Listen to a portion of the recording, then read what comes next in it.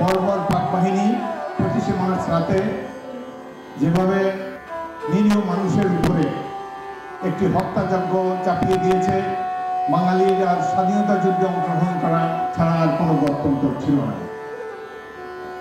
রাজনৈতিক নেতারা মুহূর্তের মধ্যে পলায়ন করলেন, দেশবাসীকে প্রস্তুত করে দেন নাই। এই বর্বর বাহিনী ট্যাঙ্ক, মেশিন গান, মর্টার নিয়ে নিরীহ মানুষের উপরে এক হত্যাযজ্ঞ চাপিয়ে দিল। দেশের মানুষ হতাশ হয়ে ঘর বাড়ি ছেড়ে পালিয়ে যেতে শুরু করল। এই সময় কোনো রাজনৈতিক নেতাকে খুঁজে পাওয়া যায় না জনগণকে আশ্বাস বাণী শোনাবার জন্য। এই দুঃসময় জনগণের প্রতিনিধি হয়ে স্বাধীনতার জন্য ডাক দিয়েছিলেন একজন সৈনিক, যার নাম মেজর জিয়াউর রহমান। স্বাধীনতার ইতিহাস পর্যালোচনা করলে সবাই দেখবেন এই সাধারণ মানুষের এই যুদ্ধে নেতৃত্ব দিয়েছিল বাংলাদেশের 5টি ক্যান্টনমেন্টে অবস্থানরত ইস্ট বেঙ্গল রেজিমেন্টের 5টি ব্যাটালিয়ন, ইপিআর এর সৈনিকেরা এবং কিছু কিছু পুলিশ বাহিনীর সদস্যরা মুক্তিযুদ্ধে অংশগ্রহণ করেছিলেন। কিন্তু স্বাধীনতার ডাক প্রথমেই দিয়েছেন চট্টগ্রামের কালুরঘাট বেতার কেন্দ্র থেকে রাষ্ট্রপতি জিয়াউর রহমান। তার আগে তার ইউনিট 8ম ইস্ট বেঙ্গলে 26শে মার্চ রাতের প্রথম প্রহরে তিনি একটি গ্রামের উপরে দাঁড়িয়ে তার ব্যাটালিয়নের শহীদদের করে তিনি ঘোষণা দিয়েছেন যে আজ থেকে বাংলাদেশ স্বাধীন রাষ্ট্র, আমরা স্বাধীনতা যুদ্ধের জন্য যুদ্ধ করব, আমরা মুক্তিযুদ্ধ করে আমাদের এই দেশকে আমরা শত্রুমুক্ত করব। এই ডাকের সাড়া দিয়ে ইস্ট বেঙ্গল রেজিমেন্টের বিভিন্ন ব্যাটালিয়ন, যারা চট্টগ্রামের ছাড়াও যশোর, জয়দেবপুর, সৈয়দপুর, কুমিল্লাতে ছিল, বিভিন্ন জায়গায় ছড়িয়ে ছিটিয়ে থাকা ইপিআর সৈনিকেরা প্রথমে জিয়াউর রহমানের ডাকে মুক্তিযুদ্ধে অংশগ্রহণ করে। আমি যশোর ক্যান্টনমেন্টে একজন তরুণ অফিসার ছিলাম, জীবনে কোনোদিন রাজনীতি করিনি, ঢাকা বিশ্ববিদ্যালয়ের ছাত্র ছিলাম, রাজনীতির দিকে কখনো পা বাড়াইনি। কিন্তু ঘটনাচক্রে আমাকেও বিদ্রোহ করতে হয়েছে আমাদের সৈনিকদেরকে নিয়ে। 200 সৈনিক নিয়ে বিদ্রোহ করার পর ক্যান্টনমেন্ট 8 ঘন্টা ব্যাপী একটি যুদ্ধ হয়। এই যুদ্ধে আমার সহকর্মী আনোয়ার হোসেন শহীদ হন। 8 ঘন্টা যুদ্ধের পর ক্যান্টনমেন্ট থেকে বের হয়ে খিতিকদিয়া নামে একটি গ্রামে প্রবেশ করি। ওখানে গিয়ে দেখি হাজার হাজার ছাত্র যুবক দা, খন্তা, কুড়াল, লাঠি সোটা নিয়ে দাঁড়িয়ে আছে। তারা বলে আল্লাহু আকবার, জয় বাংলা, বীর বাঙালি অস্ত্র ধরো, বাংলাদেশ স্বাধীন করো। আমি থেকে অবাক হয়ে গেলাম। এই যে স্বাধীনতার বীজ মন্ত্রে দীক্ষিত হয়ে হাজার হাজার মানুষ প্রাণ উৎসর্গ করার জন্য যুদ্ধে অংশগ্রহণ করতে চায়, এই কথা আপনি ইতিহাসে পাবেন না। এই যে সাধারণ মানুষের দেশপ্রেম কত গভীর, বিশেষ করে ছাত্ররা দেশের জন্য জীবন উৎসর্গ করতে পারে, এই দৃশ্য দেখে এই 9 মাস অভিভূত হয়েছে। মেজর জিয়াউর রহমান এবং তার স্বাধীনতা ঘোষণায় অনুপ্রাণিত হয়ে আমরা যেখানে ছিলাম ছাত্রদেরকে নিয়ে ট্রেনিং দিয়েছি, কিছুদিন পর অস্ত্র দিয়ে যুদ্ধে লিপ্ত করেছি। এই মুক্তি বাহিনী সৃষ্টি করেছে ইস্ট বেঙ্গল রেজিমেন্ট এবং ইপিআর এর সৈনিকেরা, যার নেতৃত্ব দিয়েছেন মেজর জিয়াউর রহমান। এই কথাটি আওয়ামী লীগ কখনোই স্বীকার করবে না। তারা মনে করে তাদের বক্তৃতায় এই দেশ স্বাধীন করেছে। বক্তৃতা দেওয়া তো খুবই সোজা, কিন্তু যেখানে কামানের গোলা, ইঞ্জিনের গোলা, অবিশ্রান্ত গুলি আসতে মাইনফিল্ড পেরিয়ে শত্রুর সাথে হাতাহাতি যুদ্ধ করে সাহস লাগে। তাদের দেশপ্রেম হতে হয় গভীর থেকে গভীরতম, জীবন উৎসর্গ করার জন্য প্রস্তুত থাকতে হয়। সেই জন্য প্রস্তুত ছিল ইস্ট বেঙ্গল রেজিমেন্টের সৈনিকরা এবং তরুণ ছাত্র সমাজ, যে জন্যই দেশটি স্বাধীন হয়েছে। এই স্বাধীনতা যুদ্ধের গৌরবময় ইতিহাস। জিয়াউর রহমান বাংলাদেশের প্রথম সামরিক বাহিনীর ব্রিগেড জেড ফোর্সের প্রথম অধিনায়ক। জুলাই মাসে মেঘালয়ের এক বনভূমিতে প্রথম ইস্ট বেঙ্গল, তৃতীয় ইস্ট বেঙ্গল এবং 8ম ইস্ট বেঙ্গল নিয়ে গঠিত হয়েছে বাংলাদেশের প্রথম মিলিটারি ব্রিগেড জেড ফোর্স, যার নামকরণ করা হয়েছে কমান্ডার জিয়াউর রহমানের নামে নাট্যপট থেকে। এই জেড ফোর্স বৃহত্তর ময়মনসিংহ, বৃহত্তর সিলেটে বহু রণাঙ্গনে যুদ্ধ করে ইতিহাস সৃষ্টি করেছে। স্বাধীনতা যুদ্ধে সবচেয়ে বেশি সাহসিকতা পদক পেয়েছে জেড ফোর্স, জিয়াউর রহমান। শহীদের সংখ্যাও আমাদের ছিল সর্বাধিক। আমি অত্যন্ত ভাগ্যবান তার অধীনস্থ একজন সেনা কর্মকর্তা রূপে রণাঙ্গনে তার শৌর্য-বীর্য প্রত্যক্ষ করেছি। তার নেতৃত্বে আমরা বাঙালিরা বীরের মতো যুদ্ধ করেছি বিভিন্ন রণাঙ্গনে। মুক্তিবাহিনী, ভারতীয় বাহিনী তখন বাংলাদেশে 18টি জেলা ছিল। একটি মাত্র জেলা কেবলমাত্র মুক্তিবাহিনী দখল করেছে, সেটি হল সিলেট জেলা শহর দখল করেছে মেজর জিয়াউর রহমানের নেতৃত্বে প্রথম ইস্ট বেঙ্গল। যুদ্ধক্ষেত্রে তিনি একজন সিনিয়র অফিসার ছিলেন, যুদ্ধের মাঠে তার না আসলেও চলত।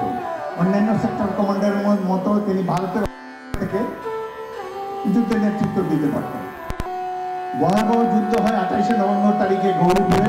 পাকিস্তান বাহিনীর 31 পাঞ্জাব রেজিমেন্ট আমাদের উপর আক্রমণ চালায় প্রথম ইস্ট বেঙ্গলের উপর।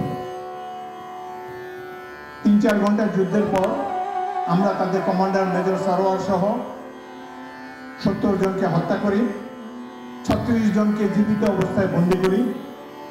এই যুদ্ধে আমি এবং মেজর জিয়াউর রহমান একই বাংকারে 3 ঘন্টা ছিলাম।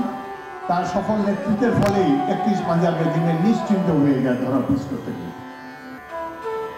এখানে আমি তাকে জিজ্ঞেস করলাম, স্যার আপনি এখানে কেন, আপনি পিছনে থাকেন, কমান্ডারের তো সামনে এসে যুদ্ধ করার কোনো প্রয়োজন নেই।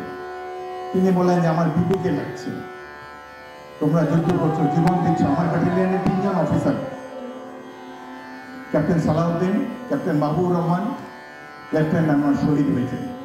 আমার সৈনিকেরা জীবন দিচ্ছে, আমি কেন পিছনে বসে থাকবো? এই ছিল তার দৃঢ় মনোভাব, এই ছিল উদার হৃদয়ের জিয়াউর রহমান। সিলেটে আক্রমণ, সিলেটের যে যুদ্ধের কথা ছিল, ফাইনাল অফেন্সিভ, এটি তো নিয়ে চমৎকার একটি প্রামাণ্য চিত্র বা একটি ছবি নির্মাণ করা যায়। কানাইঘাট দখলের পর, গৌরীপুরের যুদ্ধের পর আমাদের সাথে একজন ভারতীয় বাহিনীর মেজর ছিলেন, তার সাথে একটা বেতার সেট ছিল।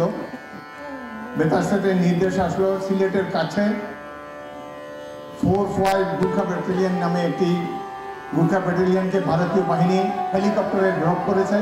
আমাদের কানাইঘাট থেকে যেতে হবে ওই বাহিনীর সাথে যোগ দেওয়ার জন্য।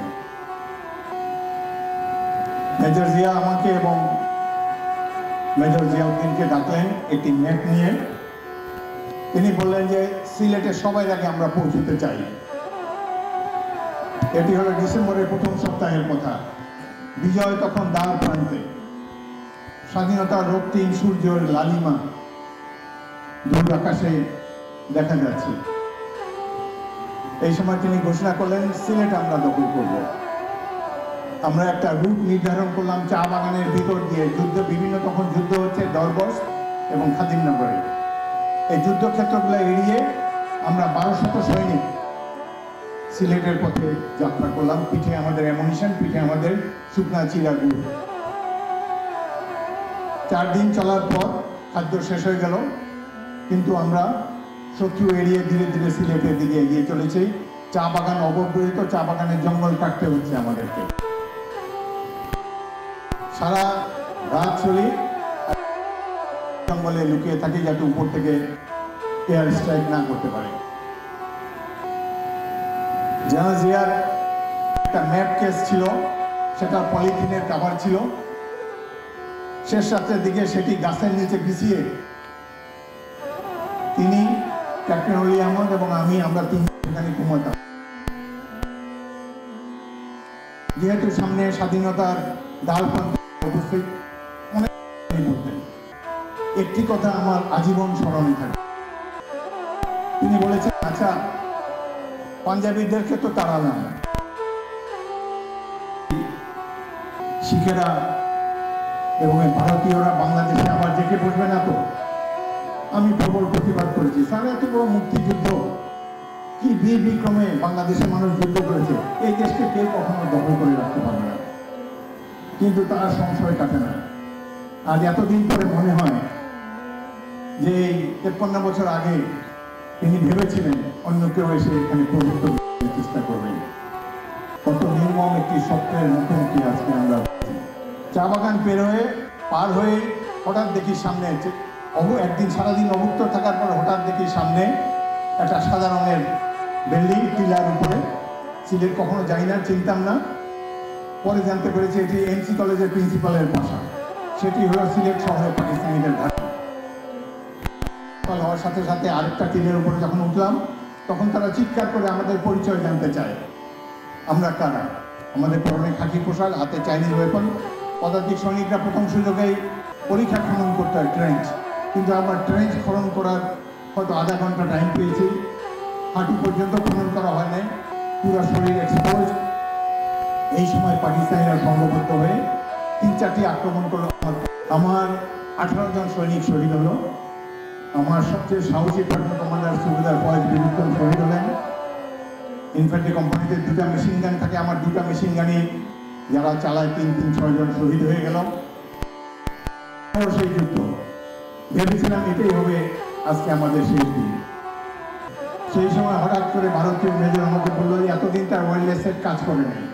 হঠাৎ বললো যে আমি চা বাগানের মধ্যে ওয়্যারলেসের কাজ করে না, এখন আমি যোগাযোগ করতে পারছি আমার গোলন্দাজ বাহিনীর সাথে, তোমার কি ফায়ার সাপোর্ট লাগবে?